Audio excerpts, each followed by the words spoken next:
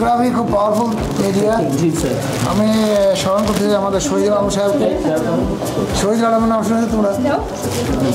আলোক শিল্পী শহীদুল আলম সাহেব বাংলাদেশের খুব নাম করা একজন ফটোগ্রাফার।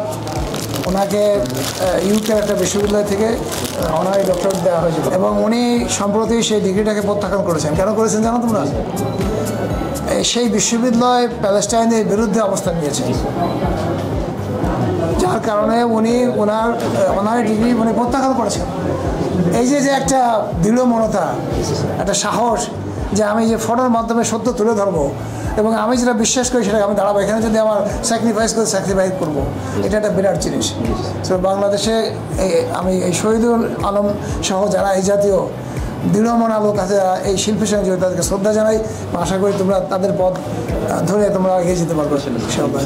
স্যার, এখানে মিডিয়াতে অনেকগুলো প্রফেশনাল জায়গা আছে, যেমন cameraman, reporter, presenter, creator, graphics designer. এরা এই কাজগুলো স্যার অনেকে করতে আগ্রহী এবং এটা খুব শর্ট কোর্স আছে যেটা করে জবে জয়েন করা যায়। আমার তো স্যার সবগুলো চ্যানেল প্র্যাকটিক্যাল ট্রেনিং, খুব সহজে এদেরকে কোনো জায়গায় জবের জায়গা করে দেয়। To represent our campus in front of the whole world. I think if our varsity support us and we can do it. Inshallah. সবচেয়ে ভালো কথা হলো যে এটা ন্যাচারাল জিনিস, তাই না? আর্টিফিশিয়াল না। Thank you.